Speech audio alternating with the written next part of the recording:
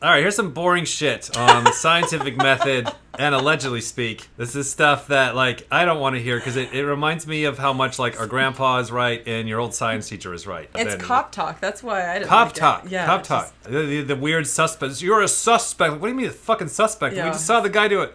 Well, it needs to be tried in a court of law. Like, would you speed this up? You know, because everybody will play science. It sounds cute that you have, like, personality in science that everybody loves the word science. Yeah, throw that in there. They don't actually perform the behavior of a scientist. So, big time. Yeah. So this what we're processing here is nothing to do with, like, let's share bullshit of what science does so you can throw it in your I don't give a fuck bag. And no, then this one actually matters. That's why we're bringing it back up. It's an identity thing. It's a religion thing. It's a changing teams thing. It's if you cross this line, it's something now you're like, fuck, I got to do this all day, every day. Yep.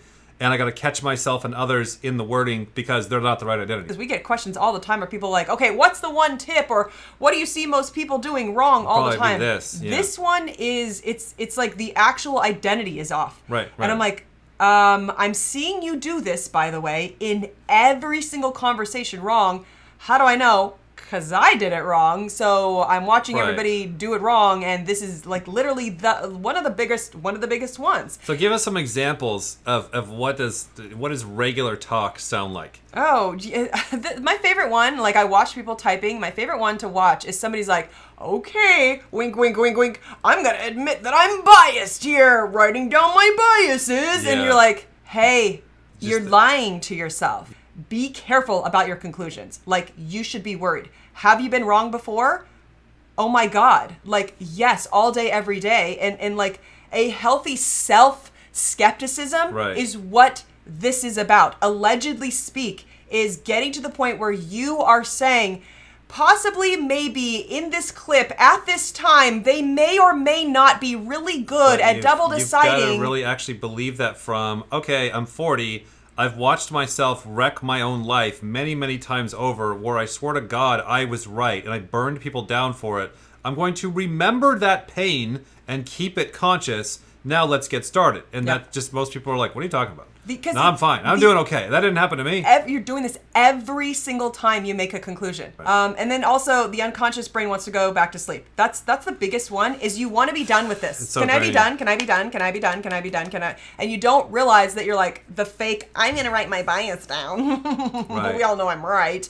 And then traumatized when you're wrong. Like, do know the biggest problem is that this is hard. It's hard. Your brain is like, I'm so tired. So can I hit that for a second? Yes, please. When you're feeling the feelings of, this is fast, fun, and easy, you are unconscious.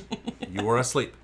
You're asleep. Yeah. Why would your body be in a fast, fun, easy state? Everything's flowing. Yeah. Everything's very simple. Everything's moving quick. You are asleep. Feels good. To the other 90% of reality, you're asleep. That's why everything is fast, fun, and easy. Like, just imagine, like, with science, like, if you could actually see the UV spectrum wave, or, like if you could see all the other crazy shit that humans can't see, you'd be pretty fucking overwhelmed, and you'd be pretty fucking stressed, right? And so, when you are in this objective, allegedly speak scientific method mind state, you're forcing yourself into other functions, different points of view. You're slow. It is fucking exhausting. Hard. So if you're not in eternally in a lot of pain and frustration and slow, and you've worked for hours and you only got this much, if you're not in that state, you're not doing it right. Right. And it's that continually that pain and that discipline that really seems to be what sets people apart. Which is why you hear the scientists, they will get very aggressive and kind of cliquey. They're like us in our scientific group or the political group, or they'll have a bondingness over, we push ourselves hard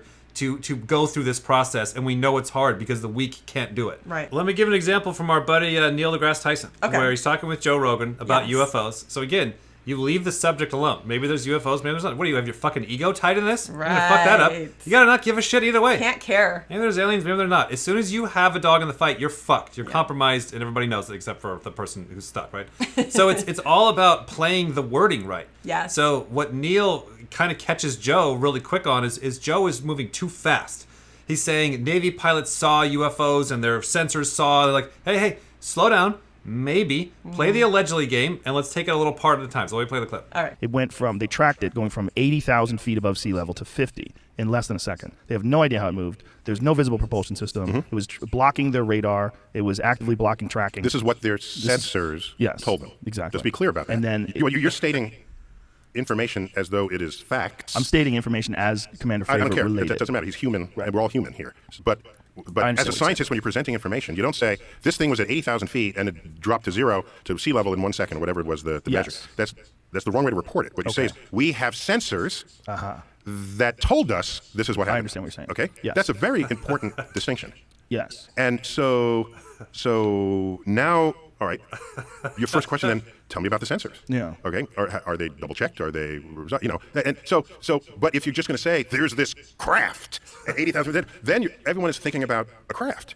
And no one is thinking about the sensor. They actually saw it with their eyes, too. This is something that they actually got. You can't see something at 80,000 feet. No, the actual visual on the craft. Okay. They didn't see it at 80,000 feet, but this craft, it's not just something that was tracked with equipment. Got it, but they didn't see it at 80,000 feet. Right. That's my point. So by the way, this level of attention I'm giving to the detail and the reporting of information, Yes. we do that with fellow scientists for much less Oh, for sure. than if we're being visited by intelligent aliens from another planet.